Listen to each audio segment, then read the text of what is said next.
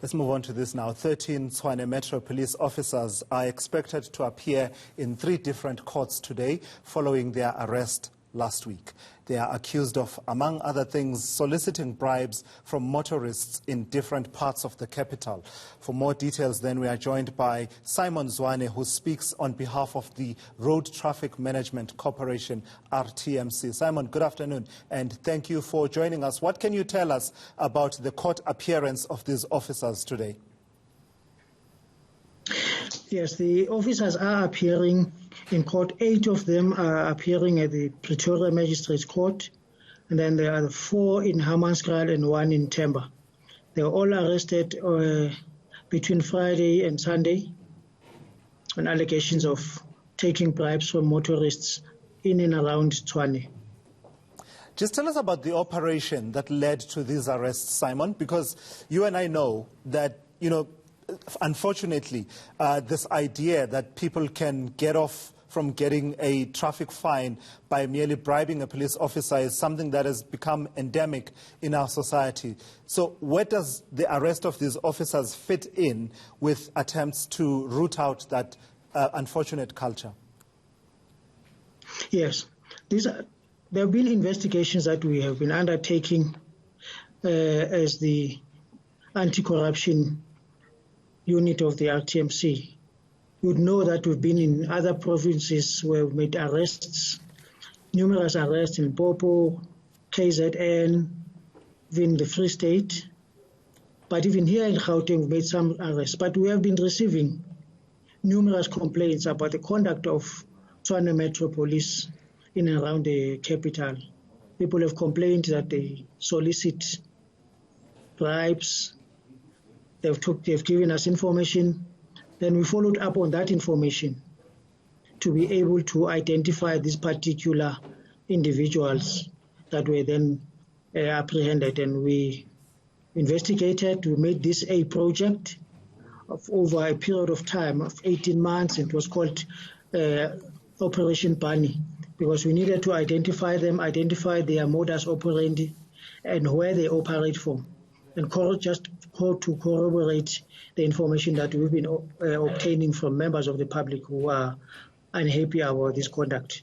And this has led to these arrests now. And what's your thinking, Simon, as the RTMC around the systemic interventions that would make it difficult for police officers to receive bribes from motorists? Because a lot of the times a police officer and a motorist, encounter each other in isolated spots where basically it's that interaction between the two of them.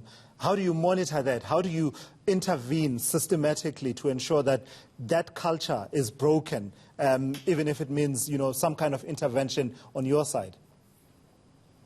A strong intervention would come with the concerned managers who deploy these people to the streets on a daily basis, that they have to have an idea of where are the officers working, are they at the spots where they've been deployed, and if they move from that spot, they must account that they've moved and moved where, on whose instructions. Because these things happen because there's an environment, an enabling environment, where management is not even aware where their people are. People come to work, go to the parade, take a vehicle and go wherever they want.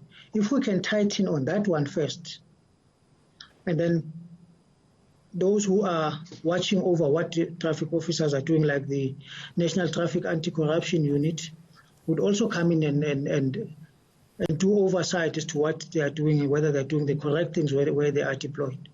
But the enabling environment is created by the weakness in management generally.